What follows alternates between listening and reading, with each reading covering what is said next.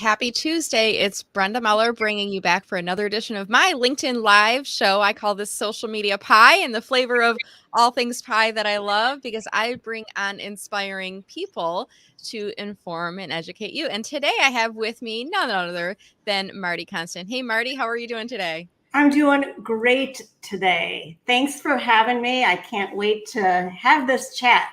Well, I am looking forward to it. And I was looking back in our messaging history, and I think we actually booked this earlier in the year. I want to say like February, March. It was a long time ago, though, wasn't it? Right. You have quite a lineup of activity. You are a smart scheduler, Brenda. And for those of you, if you do like a podcast series or LinkedIn Lives or anything like that, my advice is get into a schedule and figure out what frequency and cadence works for you. And Marti, I was like once upon a time I was doing these like 5 days a week, and then I went down to twice a week, and then I did them twice a month. And I'm like, well, that wasn't frequent enough. So I started moving to weekly. And in the beginning, I was doing this on Monday. I'm like, Monday never worked for me because I'm just getting my week started. So Tuesday worked really, really well. So when I had booked you, I was on the once a week frequency, and I'm actually taking off for the most part for the month of July. Little break there. But I'm so delighted that we're finally here in the last Tuesday in June to have this conversation. And you and I have been connected since I think the beginning of 2021. Although I would like to think that we were probably circling wagons around each other probably a little bit before then. What do you think? Yeah, definitely. And one of the places that we interacted was on your first LinkedIn Live-a-thon. That's right. Yes. Your named event. Yes. And that was something I put on. I think the first one was in January of 2021, if I'm not mistaken. It was an event that I put on to help individuals who are in career transition. And I brought on a panel of experts, and every half hour I had a new person presenting a topic supporting the job seeker community. So I'm so glad that we were able to connect and find each other through that event.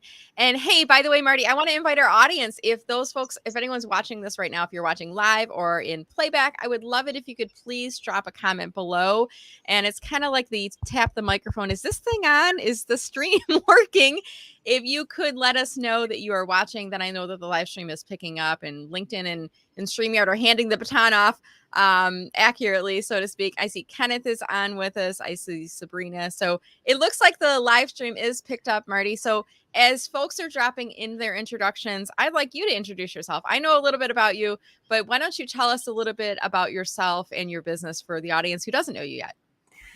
I am Marti Konstant. I am a workplace futurist. What the heck is a workplace futurist? It's one who pays attention to the trends, creates activities and plans about how to respond to those trends, and then takes action. But most important, it's a person that is always mindful of things that are happening in the market and say that, does this fit me? How does this relate to what I'm doing? So that's what a workplace futurist is.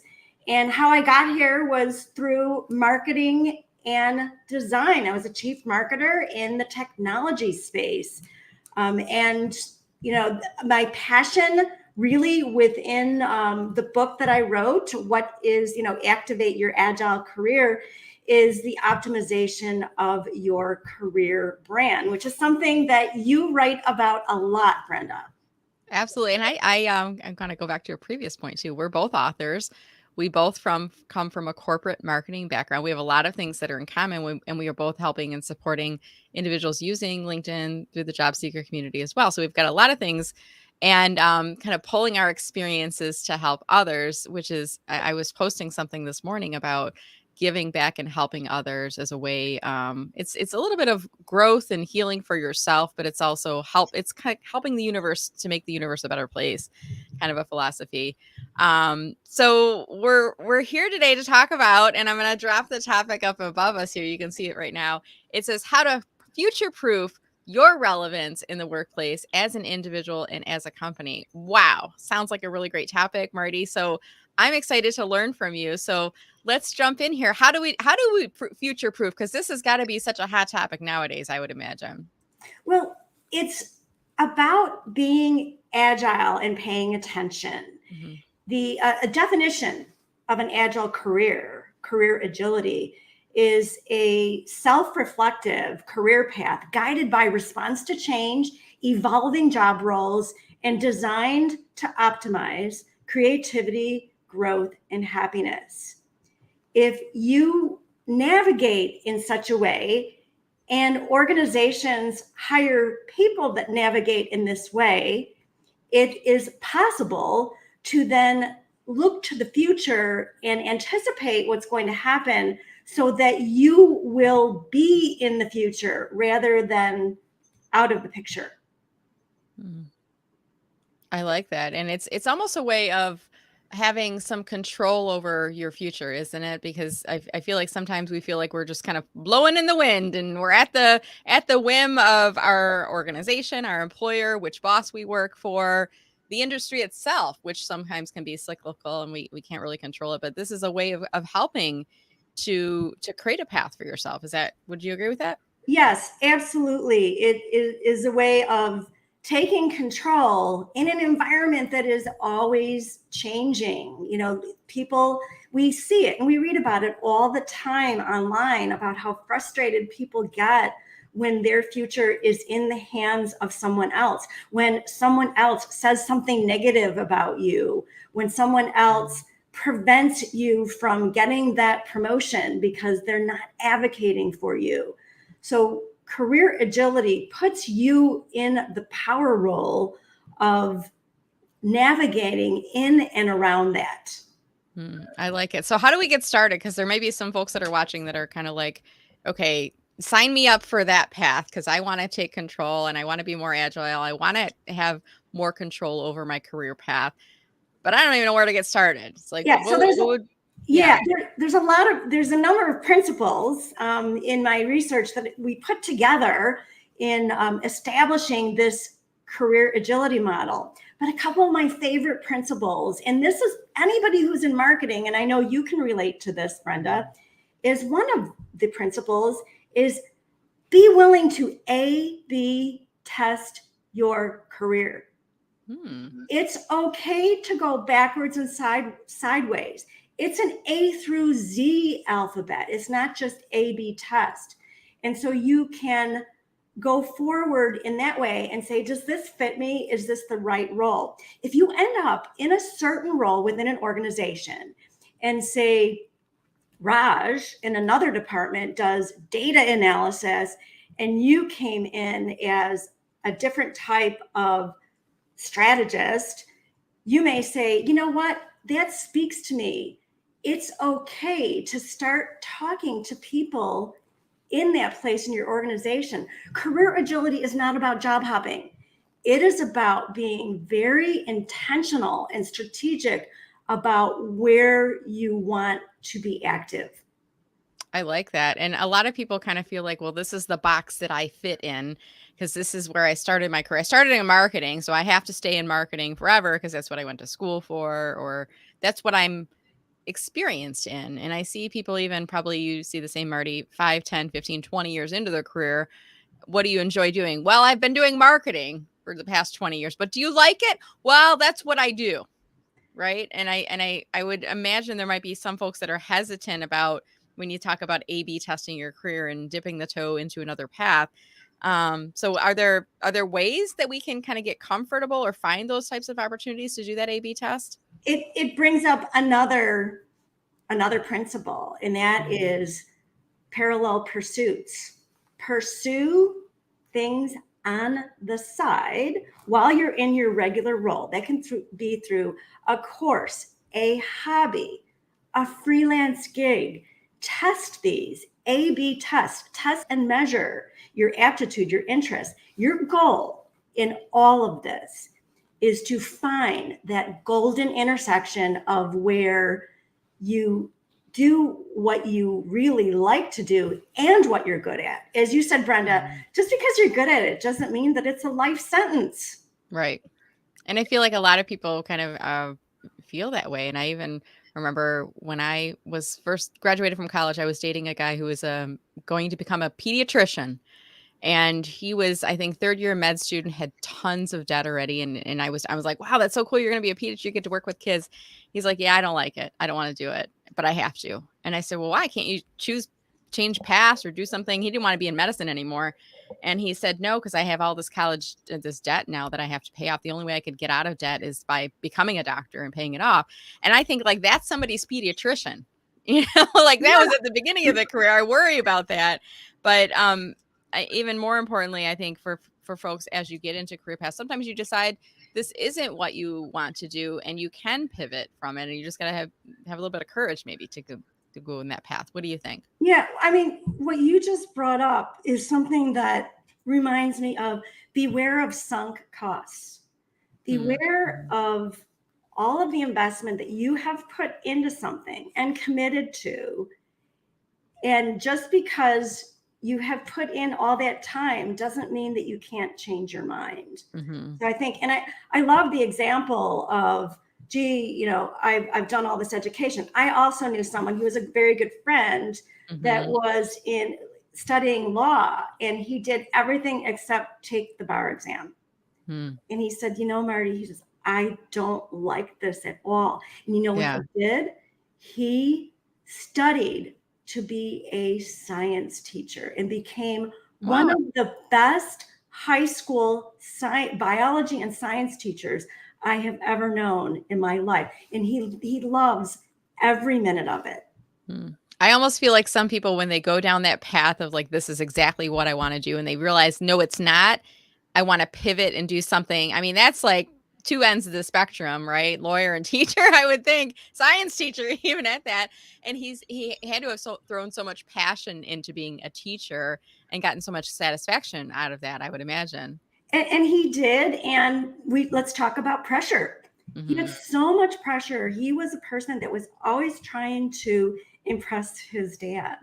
And his dad was so disappointed. But you know what? He just worked through it. Right. Because it was his life, not his dad's life. That's a good point. And I think it kind of, brings us to the reminder that there are many successful paths in life, and it's not always going to college or university. And sometimes it's going to a trade school or getting started in the family business. But, I think just being aware that there are different paths, I think can be eye-opening for some people, because they feel like, well, there's only this path that I have to be on, that I have to do. Right. Right. It's a road that is paved with confusion and upset and concern, rather than joy, creativity, growth, and happiness. We've all earned that. Why shouldn't we have that?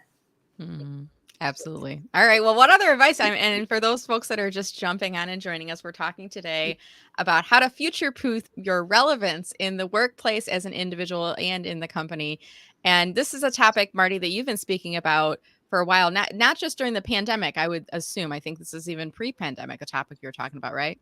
Yeah. So 10 years ago, I attended a conference in San Francisco. It was called Sprint Zero. And I attended that conference. It was for global marketers. I was head of marketing at that time for a tech company. And I attended that conference to understand how to apply Agile mindset to marketing. And we spent 2 entire days developing the Agile Marketing Manifesto, which was 10 years after the original software Agile Manifesto. And this is where it all started. So 10 years ago, I typed in, what is career agility? 0.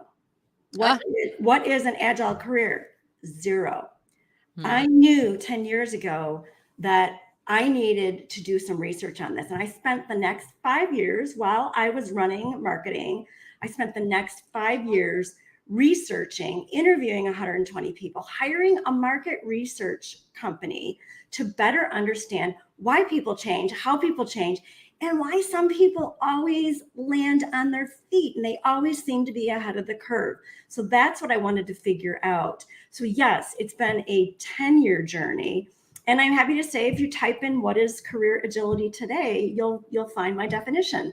Well, I'm curious for those folks that are watching, whether you're watching live or playback, go on to Google right now. I'm just kind of curious, if you type in what is career agility, And I know like based on where we are in the world, our search results are all going to be different, but how many results are coming up?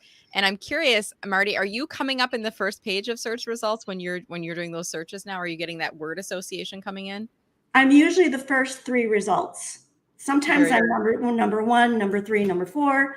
And the secret here is, remember when LinkedIn used to be a content platform? It didn't have newsletters or anything like that. Mm-hmm. And not that many people wrote a lot of articles.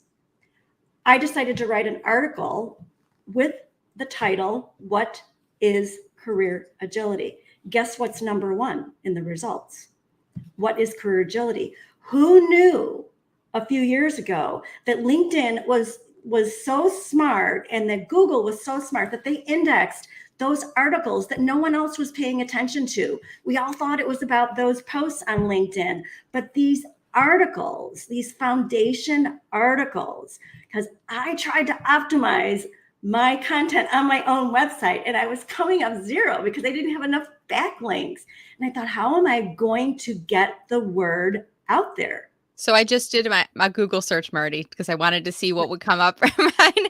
What is career agility? Look at this. The top of search results, 24.6 million results. What is career agility? Number 1 result is your blog on LinkedIn. Right, on LinkedIn. And my definition is number 1. Sometimes people will send me a screen grab, like at SAP. They'll say, Marti, I'm in a professional development course this week at SAP, and your definition is being served up to us as the optimal way to manage your career within an organization. That's amazing. So what is the definition? And there might be folks that joined us just a few minutes late and they didn't hear your definition. So what is the definition? What is career agility? So career agility is a self-reflective career path guided by response to change, evolving job roles, and designed to optimize creativity, growth, and happiness. That's wonderful. And it sounds like you're reading that, but I think you've probably said it so many times that you just know it like on, it's probably on the tip of your tongue, right? Yeah. And, I need to get better at that, Brenda, because I'm not reading it. I'm not reading it at all. It's coming from my heart. It's coming from my head because it's 10 years in the development. But I think in the way, and it wasn't a criticism at all of how you're saying it. It's very articulate in how you're using those words. But I think every word in your definition is intentional, and the way that you deliver it, I can tell. Like it's every word means something in that definition, and it's probably been refined a bit throughout the years as you describe it, because it's a term like we know what the word career means. We know what the word agility means, but kind of putting them together creates a different combination altogether. So it's a very thoughtful process is what I was hearing in that definition. Well, and let's not forget that the very first couple words are self-reflective. Mm-hmm. And this is all about branding. If you don't know yourself, you can't communicate yourself. If you don't know yourself, you are just not going to come across as authentic in an interviewing process. Yeah. That's true. And I'm just pulling up. It looks like some other folks are dropping some comments in here right now too. I'm trying to see if anyone. Jeff is saying your article is number 1, and other folks are saying the same thing. The article is coming up number 1 in career searches as well. So we'll keep on going with this conversation, guys. Thanks so much for participating in the background there in the audience and for sharing those thoughts with us. So let's change gears a little bit. Let's talk about the future-proof yourself, because I feel like, Marti, can you future-proof yourself? Because you could be working in your dream job, in your dream industry, for your dream corporation, growing your career, doing all the things you should be doing, thinking about other paths and things like that. But then a recession happens, or then your industry goes through some type of catastrophic change that's, the product or service no longer exists. And I think about Blockbuster Video and, Netflix and things like that coming on the scene. So can you really future-proof yourself? I mean, we can't predict the future, right? So what are your thoughts there? You can anticipate the future and you can make plans around trends and signals. Amy Webb wrote a fantastic book. What a great name, Amy Webb, for someone who's writing about the future. She wrote a book called The Signals Are Talking. Signals happen in markets 10 years before they become reality. Wow. She wrote about the concept of texting. Did you know that texting came when we had flip phones before we even had smartphones? Do you know who initiated it? It was 10 to 12-year-old girls in Japan. Wow. They were making up all these symbols. And Asia in general has been a little bit more advanced in the mobile technology than the US. We're actually laggards in that way. And so a lot of these trends came out of there. And these are some of the examples that she used in her book. And so back to what we can do. In the late 90s, before the year 2000, we had the internet. It was a crazy time. There was a crash. It was exciting, exhilarating, and it was upsetting. But the one thing that we knew to be true was if you didn't figure out your way in it, you were going to become obsolete. Digital marketing didn't exist in the year 2000. It exists a little bit later on in the 2000s. So here's the formula. Manage your DNA. Disrupt the market by challenging your assumptions. Notice the trends and the signals, and then be prepared to take action. Okay, so I got to think about that again. So you said manage the DNA. I'm sorry, say that phrase again because I'm going to type it. Manage your DNA. Okay, and then the D and the N and the A stood for something. And let me type those up on the screen for folks that missed that because that was a very clever. Yeah, disrupt the model. Okay. By challenging your assumptions. By challenging your assumptions. Okay, right. Got it.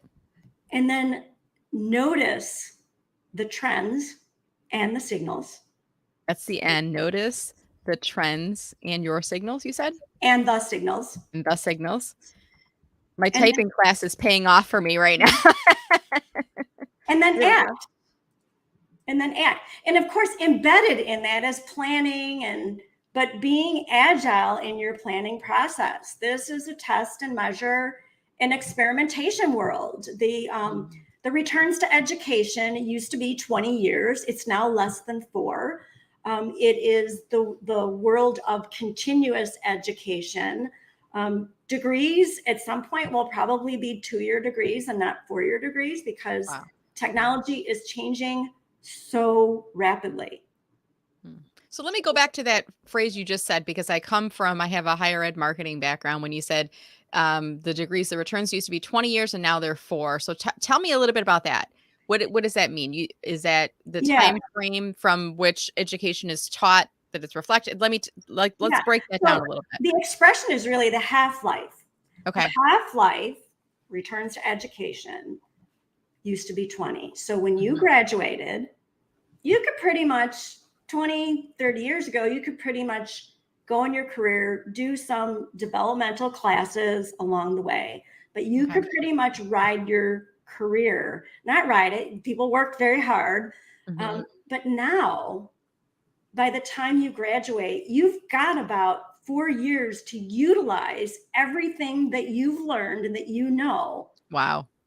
And it's being replaced.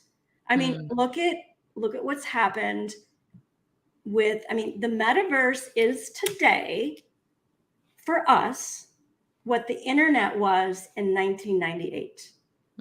That's true. It kind of does feel like that. It's a little out there, right? We're kind of like, feels out there. Yeah. In 1998, not everybody had a website. They didn't, they had phone numbers. It was just shocking. And I think I developed my first website for a corporation in 1995. It was basically brochureware. It was, a run-through brochure. But I knew that this was going to be such a dramatic change in the environment. And it was hard. Creating a website back then, it was all pure programming.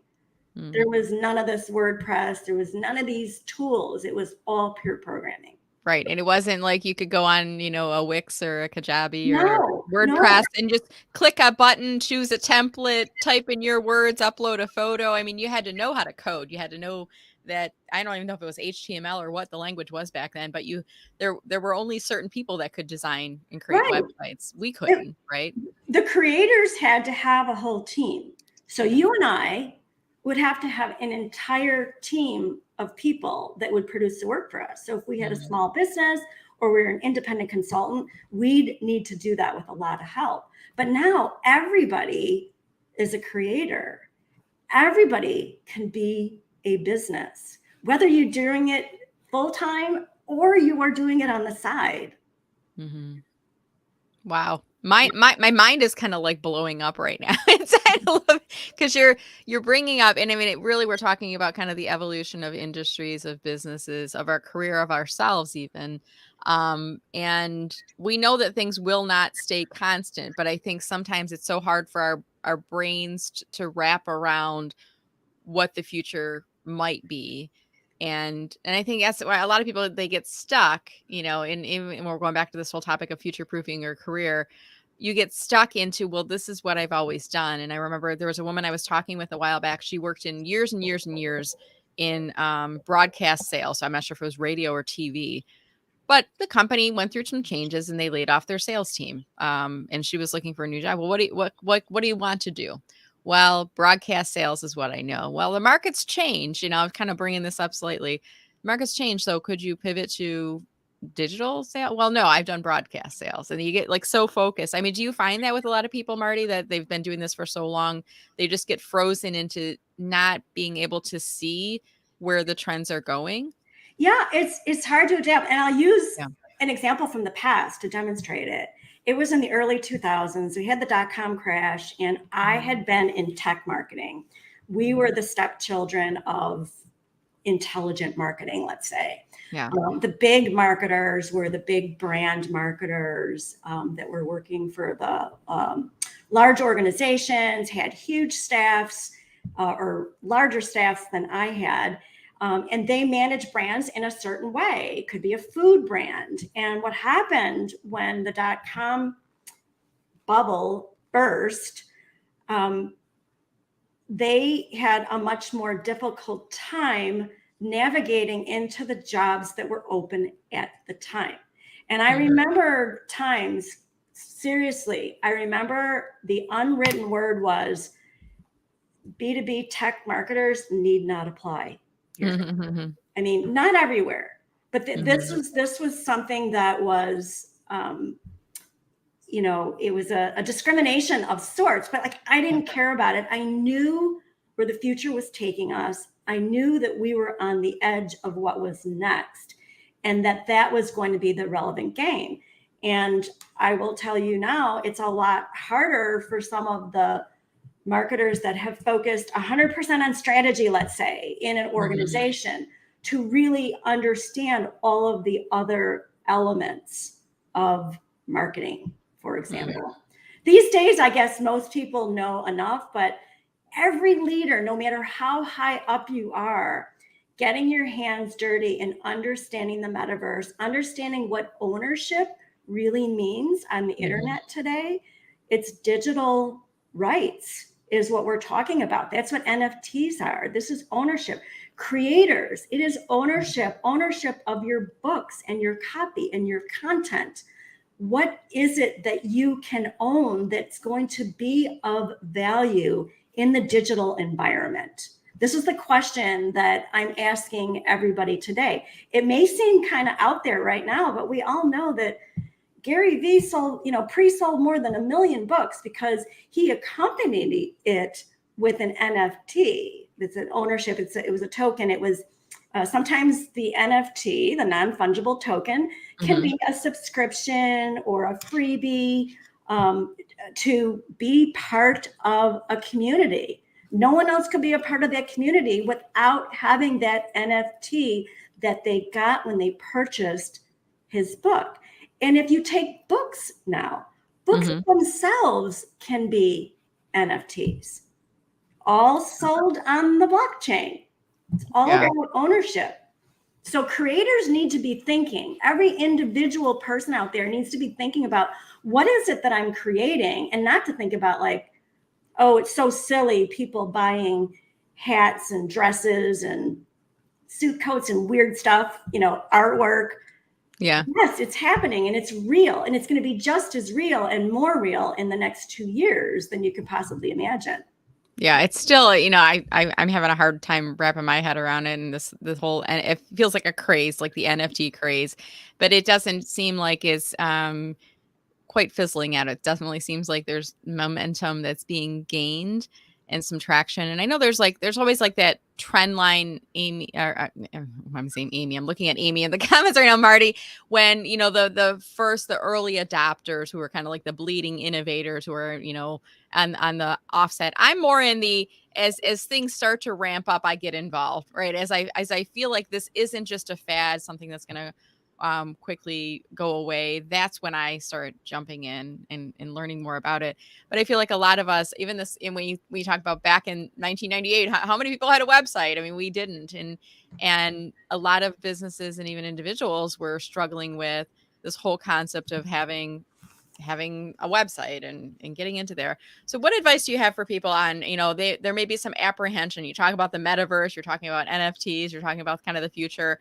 And it's a lot of the unknown, but what advice do you have for people that are struggling with wrapping their head around these concepts in terms of how do we get comfortable with the uncomfortable and things that are moving us towards the future? You are so real when you say, Brenda, you say, I have a hard time getting my head around this. I adopt things a little bit later. That's just such an authentic way to respond to this. And so what I would say to people is, many years ago, as a tech marketer, I was exposed to the technology adoption curve.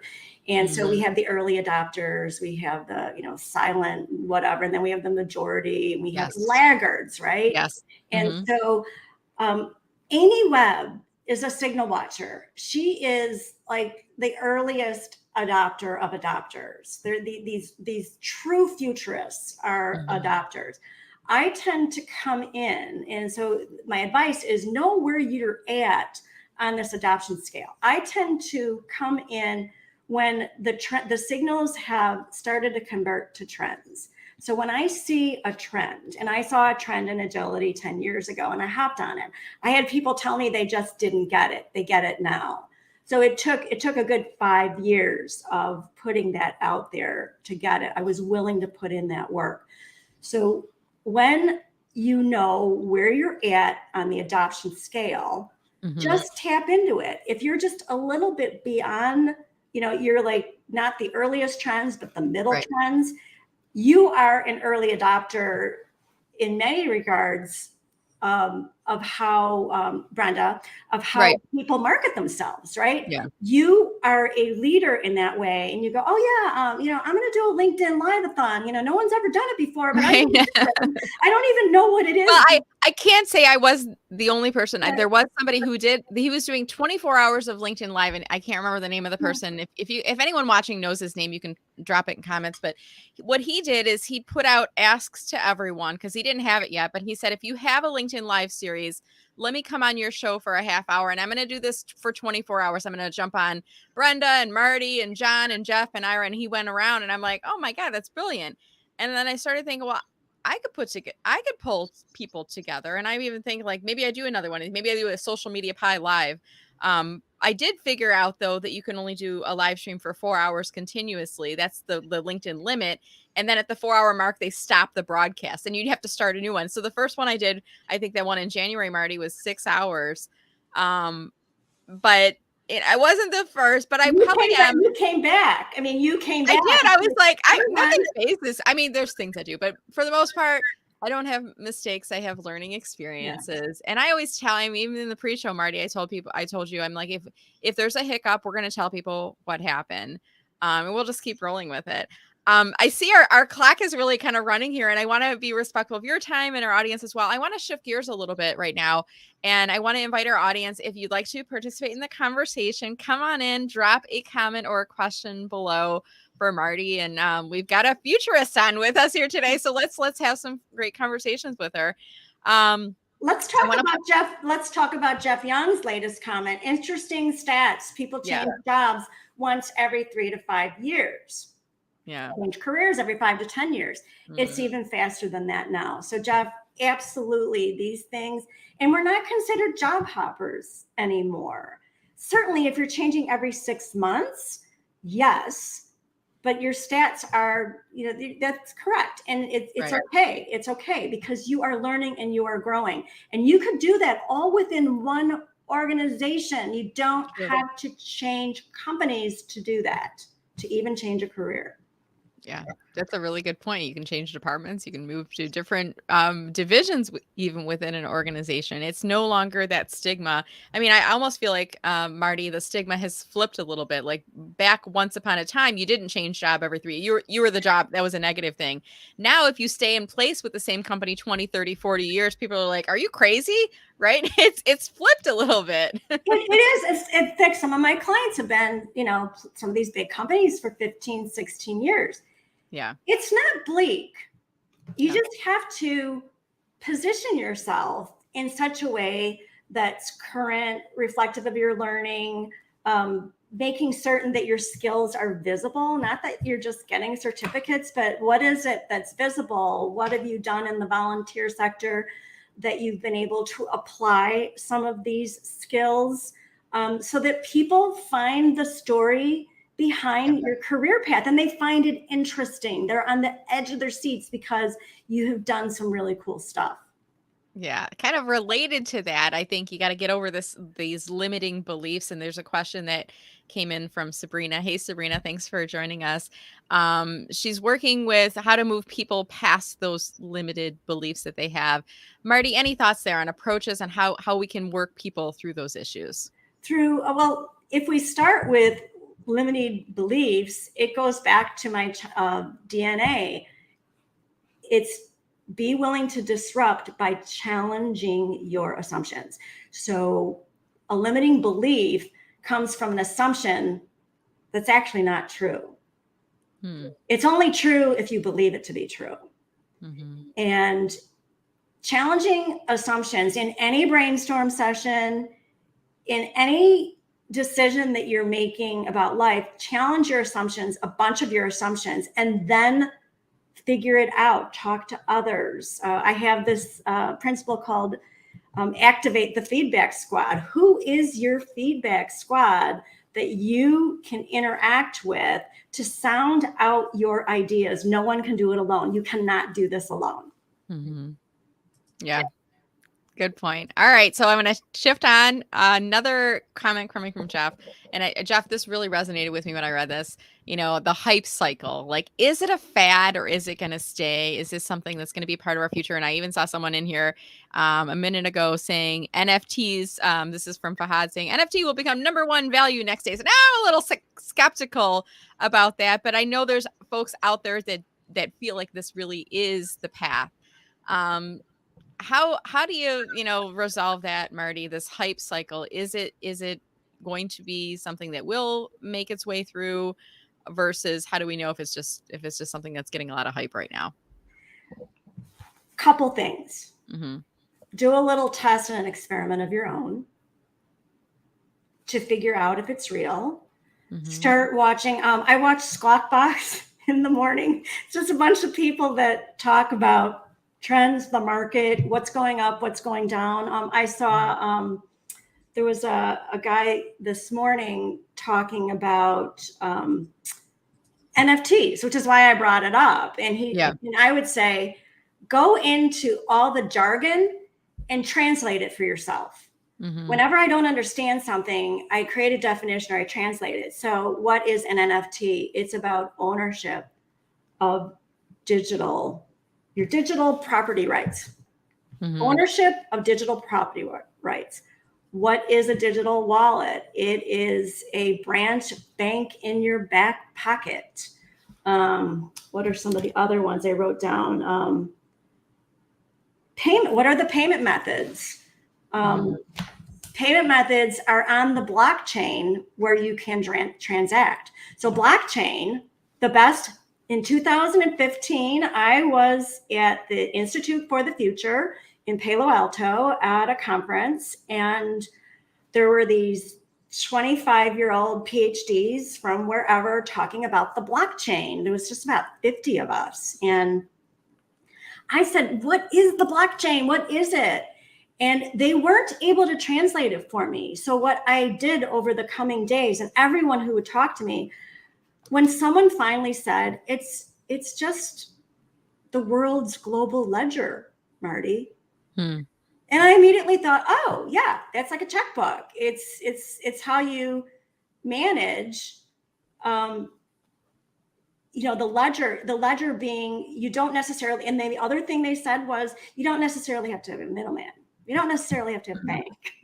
You can transact with each other. But the important part of that is you have to make certain that when you're transacting, that person actually owns it.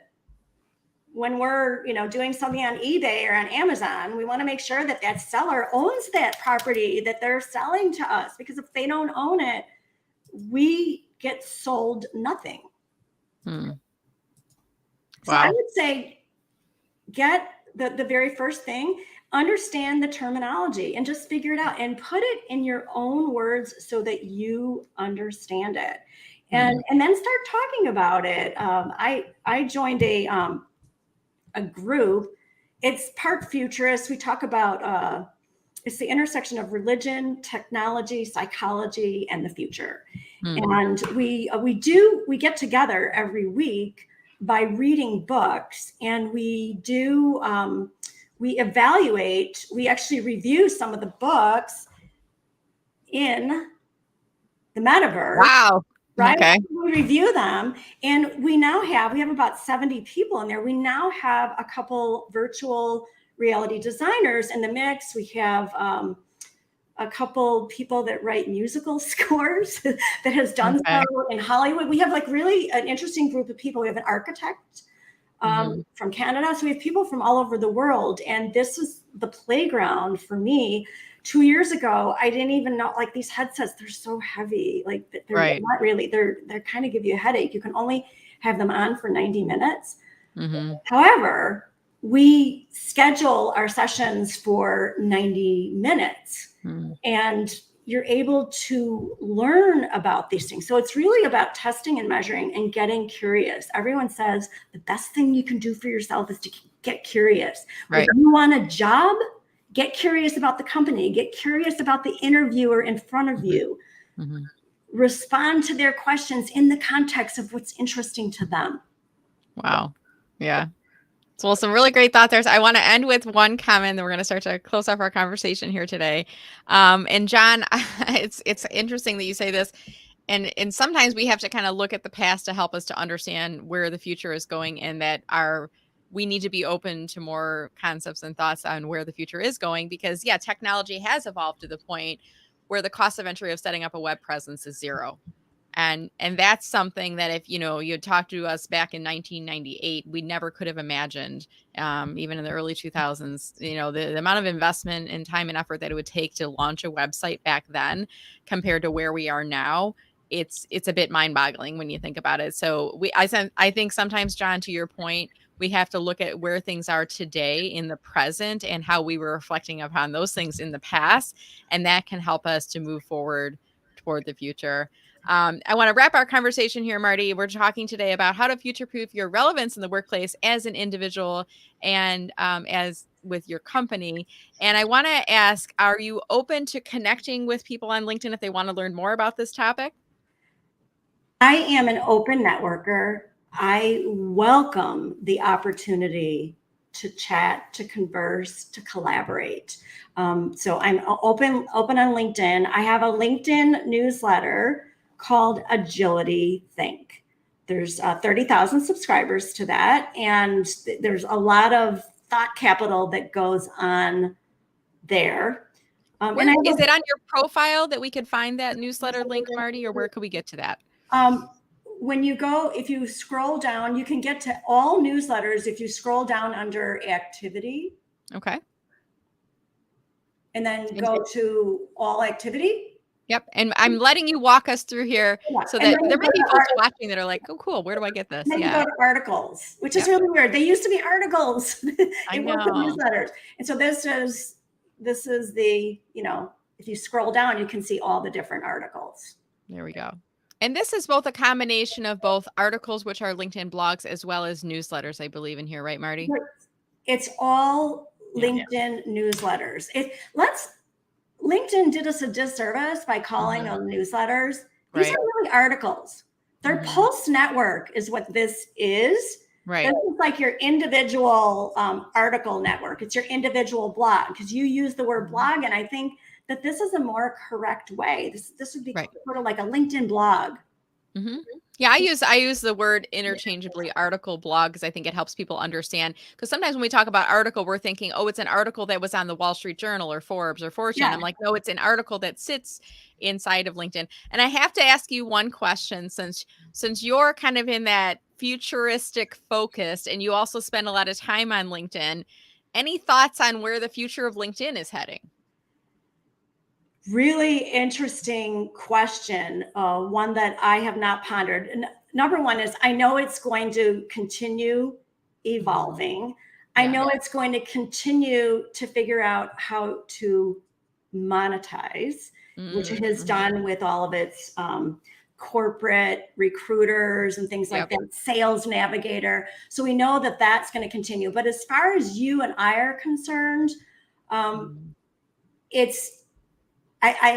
would almost have to defer to the people like you and some LinkedIn experts that study this every day. I study it every day. I believe, I'll tell you my one belief that I think will be evergreen. Okay. I think long form articles on LinkedIn. When I say long form, I'm not talking about long form, that are done in magazines, but I'm talking about 800 to 1,000 words. I like that. Well, I'm going to use that soundbite because often I have people saying, why should I bother doing an article or a LinkedIn blog when it doesn't get as much reach? And first I'm going to say, type into your Google, what was the term again? I forgot it. What is career agility? What is career agility? And I'm going to say, what is the number one search result that you see on there? And that's going to be my example. It does have reach. And LinkedIn talks to Google, and there's SEO implications of that. And I love articles, blogs on LinkedIn for a variety of reasons. But it is a long game. It's not a short game. You're not going to get the spike in posts overnight and go, wow, this is what changed my career trajectory. I think it's more like using that as a long form content. Sounds like you agree too. I would say 3 to 5 years for most things. If you're a new salesperson in a new market, I was a salesperson in a new market, takes 3 to 5 years. Everybody wants results in 12 to 18 months. Right. And the people that really get it are in the 3 to 5 year bucket. Yeah. Good point. Good point. So Marti, I have your LinkedIn pulled up on screen. You said you're open to network with folks if they connect with you. And what I want to encourage people to do is if you visit Marti's profile, I see that you've got the creator mode set up. So the default button will be follow. If you want to invite Marti to connect, then click on the more button, and underneath there on your view, you should see an option that will say either personalized invite or connect. In your invitation to Marti, there's a little add a note button, and mention that you heard her on my LinkedIn live show. I always find that using that personalization technique can be powerful and helping to start some of those new relationships, and also getting those invitations accepted a little bit more quickly. And Marti, I want to see, is there any final comments you have for us on future-proofing your relevance in the workplace as an individual and as a company? I've already given it in the DNA, so I will repeat, follow your DNA. And really just to be, you mentioned it earlier, I'm so grateful and gracious for the people in our community. Kenneth Lang, Sabrina Woods, Jeff Young, a few people in the mix here. So grateful for your contribution and interaction, because that is what it's all about. You can't grow without talking to other people. Absolutely. That's part of the reason I do these shows. If I come across interesting people and you see the topic, I say inspiring people who inform and educate you, your audience. It's actually me as well. I hand select people. I'm like, there's some nuggets here in what I've seen in Marti's posts on LinkedIn. And rather than just, I could have just done a Zoom call and got to know you and learn from you, but why not have a conversation with the two of us where the world can watch us, right? Where the LinkedIn network and thanks to StreamYard, it's pushed out on YouTube. So it's public on there. It's out on Facebook.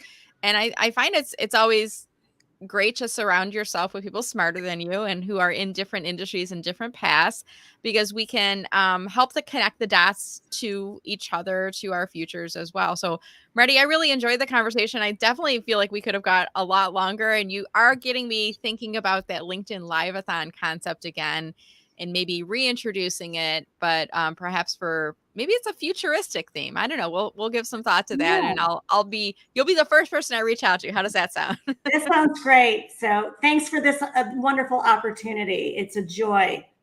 Well, I appreciate you sharing your time with us here today, Marti. And I want to invite our audience as we start to wrap up the conversation. If you all enjoyed the conversation today, whether you're watching this live or in playback, I would love it is as soon as you're done watching the video, click on that little share arrow and share it as a LinkedIn post. If you haven't yet posted this week, this month, hey, even this year, you could share out the video. You never know who you're going to reach.